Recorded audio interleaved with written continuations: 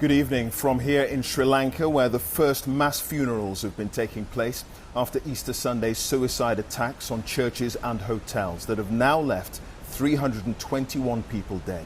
Now, it's been a day of national mourning here, with 3 minutes of silence observed right across the island. The Islamic State group has claimed responsibility, and the country's Prime Minister conceded that a failure to share intelligence prevented the security services acting on warnings that attacks were being prepared. Well, the bombings were carried out in 3 areas of the country. Churches in the eastern city of Batticaloa and the city of Negombo were targeted. And there were explosions at 6 locations in the capital, Colombo, including another church, restaurants, and at several hotels and 2 residential districts. A state of emergency remains in place to prevent further attacks, and 40 suspects have been detained, all of whom are Sri Lankan nationals. Well, our first report tonight is on a day of mourning across the country as Sri Lankans remember the dead. White banners and streamers today greet those entering Negombo. In the afternoon breeze, they dance as if heralding a fete or celebration.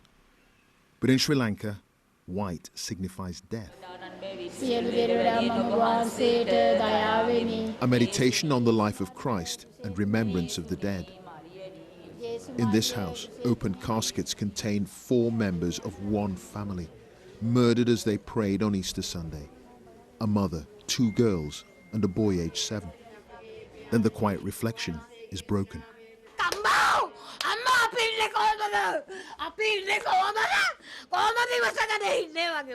My golden daughter, my small son, why are you like this? She wails. Get up, get up.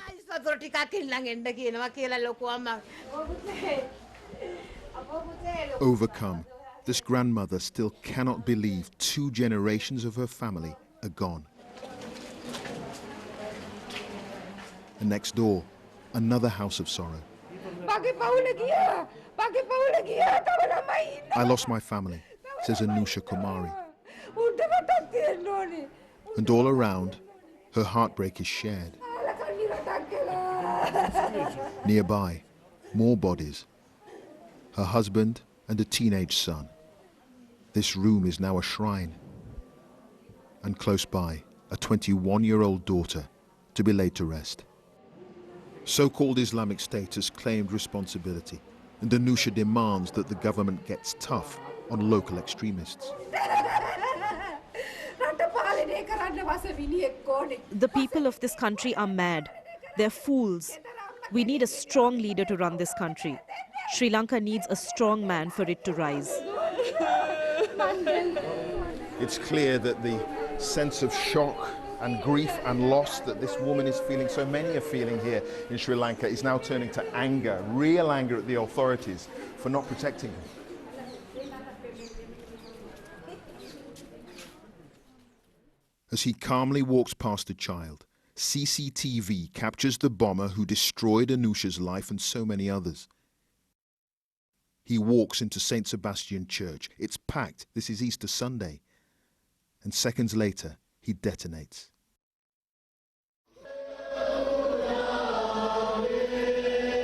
On this day of national mourning, Sri Lanka's Prime Minister warns some extremists are still on the run and may be returnees from Syria. There are few people on the run, some are on the run, so we've got to apprehend them with the explosives. That's He was asked how many are on the run. No, I don't know.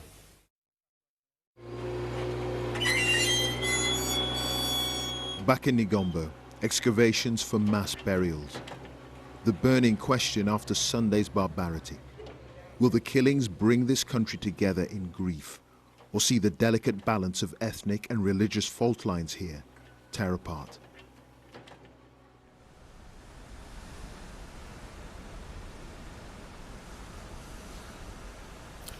And there are more details tonight of British nationals killed in the Sri Lanka attacks. Emily Lindsay, who was 15, and her brother Daniel, who was 19, both from London, died in the bomb attack on the Shangri-La Hotel here in Colombo. They were on the final day of their holiday. In all, 8 Britons were killed.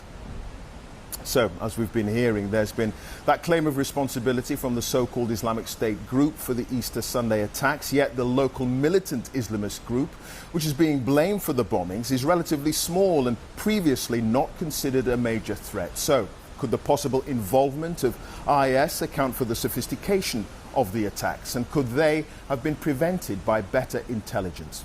Well, our security correspondent, Gordon Correra, has been looking at some of the questions behind the investigation. It is one of the most deadly attacks the world has seen in recent years, and a clearer picture of those responsible is now emerging. The attackers, the authorities said from the start, were local men, many coming from National Tawhid Jamaat, a relatively small group, previously best known only for vandalising Buddhist shrines. But officials have maintained they must have had help. There seems to have been foreign involvement. They feel that some of them had travelled abroad and come back. There may be more than that. That's what we want to find, and that's why we've asked for assistance. And today we saw the first evidence of where that help might have come from. The Islamic State group issued a video, which we're not showing. In it, 8 men, all but one masked, pledge allegiance to the IS leader. But there are still questions. Did they simply pledge allegiance, or did they receive direct support from the group? And did some of the men, as Sri Lankan ministers have suggested, return from fighting in Syria? The targeting of Christians on Easter Sunday and also tourists at hotels was much more in line with IS ideology than with the traditional types of communal violence seen in Sri Lanka. It was a step change for the local militants. There was a warning though. This police report, based on a tip-off from another country, was issued 10 days before the attack. It named the leader of the group and even warned of suicide bombings with churches a target. It says investigations into the suspects were underway. There is now a blame game among politicians about why it was not shared or acted on.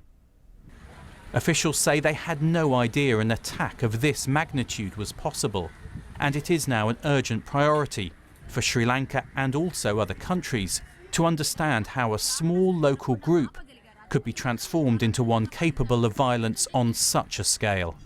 Gordon Correra, BBC News. Well, the stories of those who've lost their lives and those of the families left behind aren't confined to the capital, Colombo. In the east of the country, 28 people were killed in the attack at the Zion Church in Batticaloa. Their children were attending Sunday school when the bomb exploded. Our correspondent Rajini Vaidyanathan has travelled to Batticaloa and sent us this report. In the town of Batticaloa, they're grieving. At almost every corner, pictures hang in memory of the young lives that were lost. For Yerushem, who just turned 13. For John, who loved basketball. For Amsika, who was 2. For the other children killed at church. They'd been attending Sunday school. This footage was filmed 20 minutes before the bombers struck.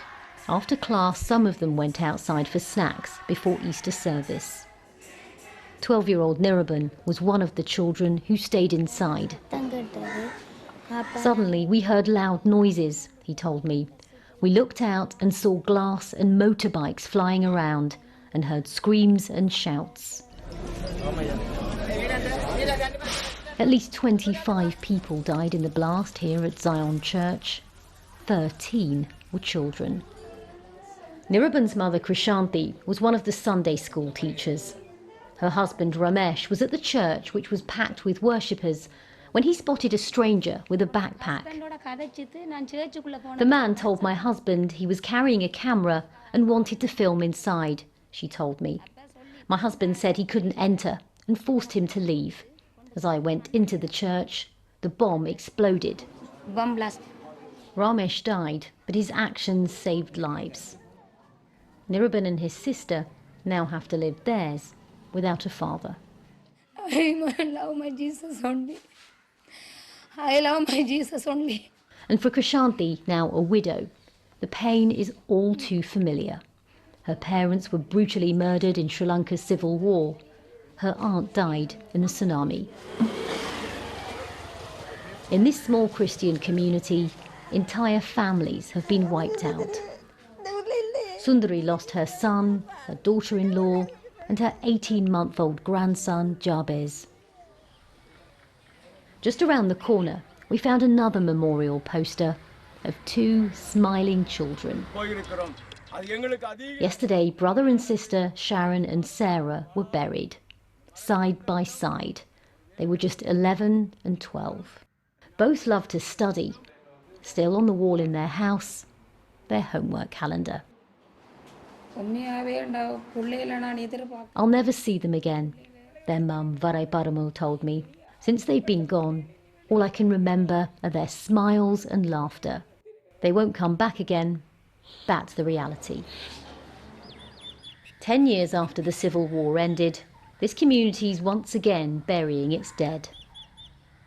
These graves have barely been dug, just like the lives lost had barely been lived. Rajini, Vaidyanathan, BBC News, Batticaloa.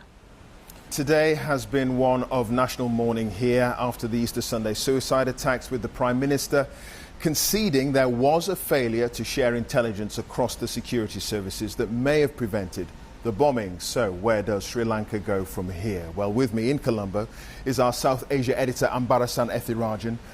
Ambarasan, I've seen a snapshot of some of the sorrow here that this country is feeling and some of the anger as well. What are your thoughts for the future?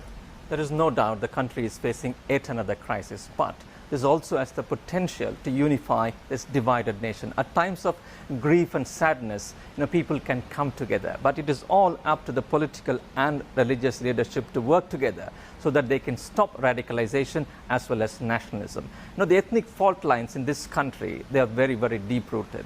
The war with the Tamil Tiger rebels, the minority Tamils, ended in 2009 after 30 years of conflict.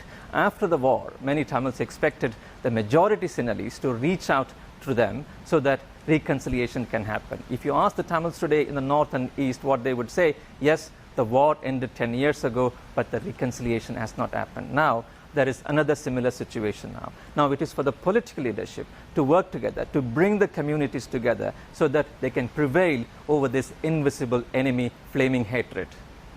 Okay, Ambarasan, thank you. Ambarasan Ethirajan there, the BBC South Asia editor. That's it. In a moment, the news where you are, but we'll leave you tonight with some of the day's images of national remembrance across Sri Lanka. Good night.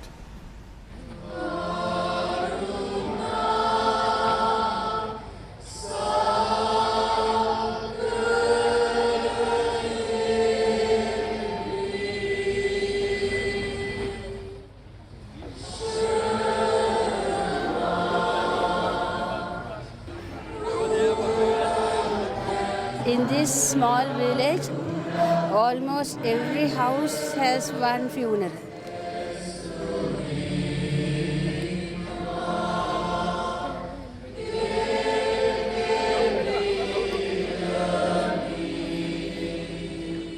You cannot find a single person who has without tears. Everybody is crying.